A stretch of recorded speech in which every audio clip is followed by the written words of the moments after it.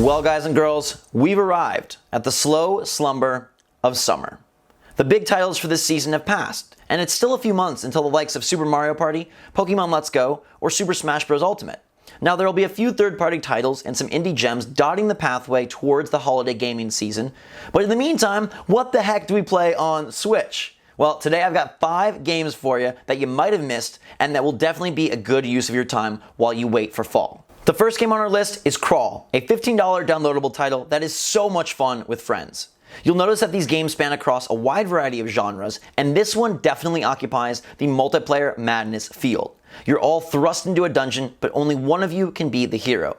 The others, they get to be the enemies, and you'll go through floor by floor trying to build up your evil army, take down the hero, and then become said protagonist yourself. So while that wizard is working his way through items and upgrades and trying to approach the boss, you will stand in his way, stop him, and then get to take on the role of that hero for yourself.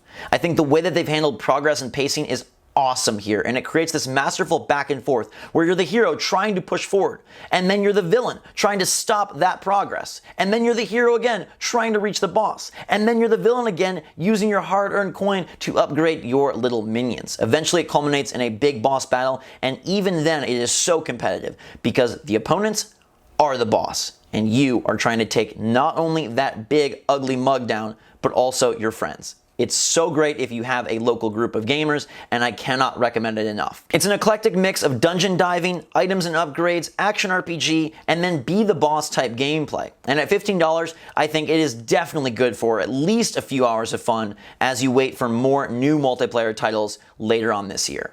The next game on our list is Death Squared, the co-op title of the bunch. I don't think it got enough press or publicity when it first launched, but this is an awesome puzzler, and it's perfect for friend, brother, or even significant other.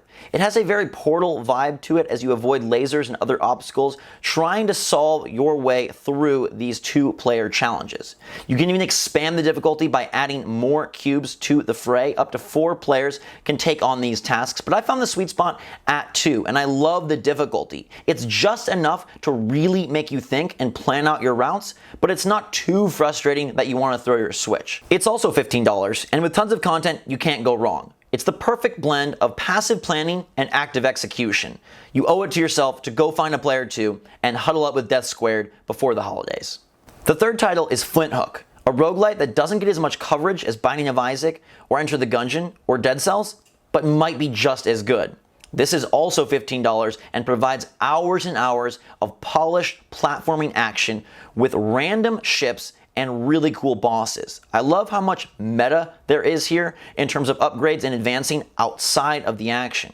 You get to improve your arsenal and loot your way to a better loadout as you work towards specific boss fights that I feel give this game nice delineated markers of progress. I love challenging these difficult foes, and while the runs can be long, they're always fun. Flint Hook is just a great game to play. The hands-on controller experience is awesome, and it's a wondrous fit on Switch. The slowdown mechanic is fun to use, and the trademark grappling hook is great here. And while the game can be very challenging, you don't lose out every time you lose because you are making that consistent progress. And I think that's something that helps mitigate the difficulty and allows you to feel successful even when you're not. It would be really tricky to rank the roguelites on Switch, but Flint Hook is one I think most people missed out on, and that's a mistake you might want to correct before we get to the holiday gaming season. The fourth game on our list takes things to store shelves with Noire.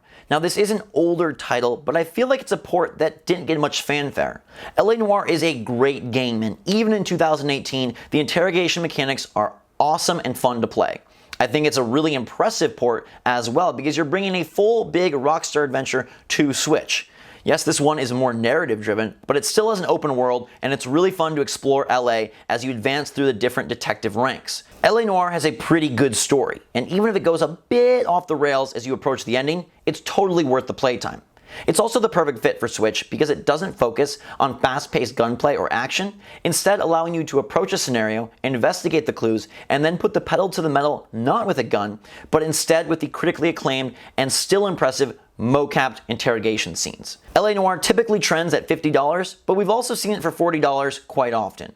It's totally worth it either way, and this is one you can really sink your teeth into over the next few months. The fifth and final title on our list is a tweener, sitting at $30. comfortably between LA Noire and the other eShop offerings we mentioned.